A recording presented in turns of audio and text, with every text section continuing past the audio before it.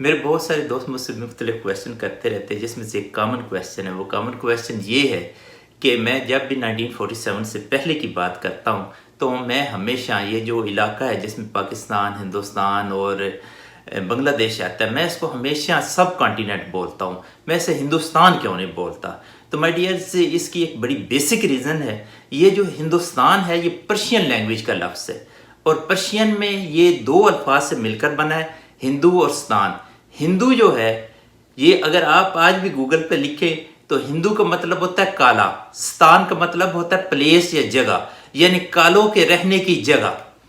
جب مسلمان یہاں پہ آئے تو مسلمان ظاہر بات ہے اس کو ہندوستان کہا جاتا تھا، تو ہندوستان کیونکہ مسلمان تو عربک بھی جانتے تھے، وہ ترکش بھی جانتے تھے، وہ پرشین بھی جانتے تھے۔ جب وہ یہاں پہ آئے تو انہوں نے محسوس کیا تو یہ تو انتہائی انسلٹنگ ورڈ ہے۔ اور دوسری جو مین ریزن تھی کیونکہ مسلمانوں کے اندر یہ جو رنگ ہے اس کا تو کوئی اس طرح کا ہے ہی نہیں ہے، کیونکہ ان میں سے کالے بھی ہیں، ان میں سے گورے بھی ہیں، ان میں سے براؤن بھی ہیں، اس لیے ان میں یہ کلر کا تو جو کمپلیکس ہے یہ تھا ہی کوئی نہیں۔ تو اس لیے انہوں نے اپنے تمام لٹریچر میں اسے بر صغیر ہی لکھا، یا بر صغیر کے علاوہ جب اس کو انگلش میں ترجمہ کیا گیا تو اس کو سب کانٹیننٹ لکھ دیا گیا۔ جبکہ یہ دوسری طرف، اور جب 1947 میں جب پاکستان بنا تو پاکستان نے بھی اپنے لٹریچر کے اندر ان تمام انسلٹنگ ورڈز جو استعمال کیے جاتے تھے اس ایریے کے بارے میں ان تمام کو ہٹا دیا۔ جبکہ دوسری طرف انڈیا تھا۔ اب یہ ہندوستان جو ہے یا جس کو انڈیا کہتے ہیں، ان کا مسئلہ یہ تھا کہ ان کو جتنی تھیوریز دی گئی ہیں وہ بھی مسلمانوں کی طرف سے دی گئی ہیں۔ مثلا ان کو تھیوری پڑھا دی گئی کہ ہندو کا مطلب یہ ہوتا ہے کہ جو سندھو ندی کے کنارے پہ رہتا ہے، حالانکہ یہ قطعاً کوئی مطلب نہیں ہوتا۔ جو سندھو ندی یا سندھ دریا کے کنارے پہ رہتی ہیں ان کو سندھی کہتے ہیں۔